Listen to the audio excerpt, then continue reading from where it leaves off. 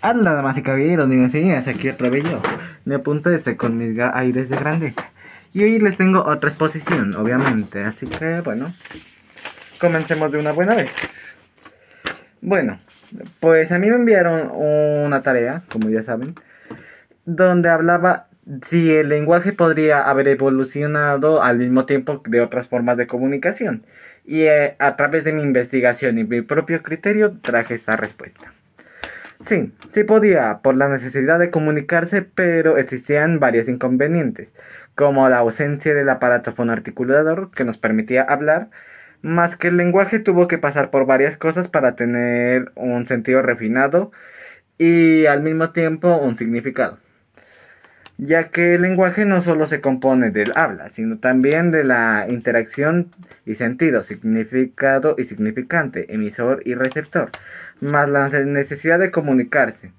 Era muy importante para poder cumplir nuestras necesidades en grupo, porque obviamente sí o sí necesitábamos nuestra comunicación para poder mantener, por así decirlo, la conversación entre nosotros, el saber indagar y al mismo tiempo el compartir información, que es lo más importante de todo.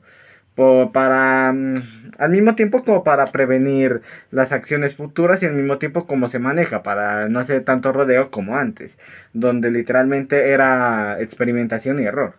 Donde sí es lo mismo como lo que hablé en el anterior video, donde tuvo que pasar una cosa para el aprendizaje, pero al mismo tiempo, era como una mejor forma para en términos de supervivencia.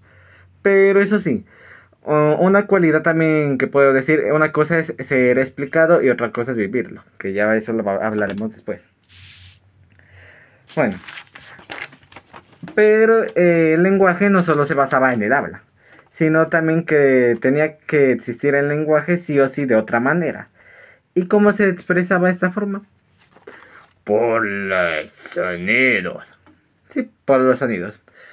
Antes nuestros ancestros emitían gruñidos, gritos, y no eran tal cual como una forma hablada, pero aún así era lenguaje, porque aunque mencioné que el lenguaje es significado y significante, ahí en ese concepto todavía tenían el significante, que es a lo que se referían, y eso ya es lenguaje, y tiene que tener emisor y receptor, y eso sí existía también.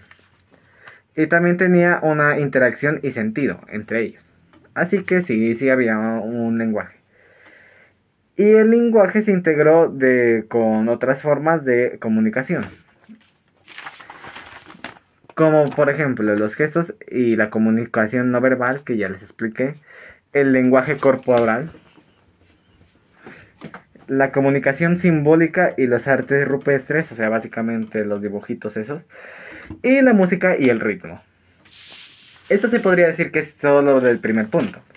Ahora vamos con el segundo punto, que se basaba hasta qué punto el lenguaje fue impulsado por la necesidad de cooperación más que por la capacidad de emitir mensajes.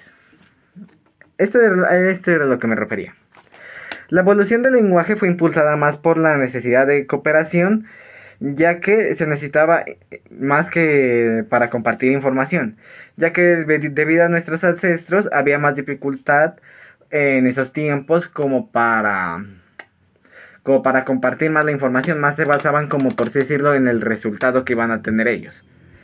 Y necesitaban más ayuda en la cooperación, ya que en esos tiempos sí era dificultad, como por así decirlo, cazar un animal, donde necesitaban organizarse más que ellos individualmente no podían. Y por eso, se podría decir que la evolución fue impulsada de la cooperación desde hace bastante tiempo y se sigue impulsando, ya que hasta el momento el ser humano sí o sí necesita la cooperación de otros seres vivos, en este caso nosotros mismos. Y ahí necesitaban sobrevivir y debido a esto necesitaron un lenguaje que se necesitaba comunicar entre ellos para mantener un trabajo en equipo.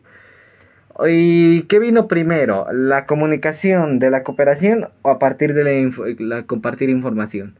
Fue más impulsado por la cooperación que para compartir información, ya que en esos tiempos eran demasiado difíciles. Bueno, damas y caballeros, niños y niñas, eso ha sido todo. Así que yo, mi apunte me despido. Hasta luego. Bye bye.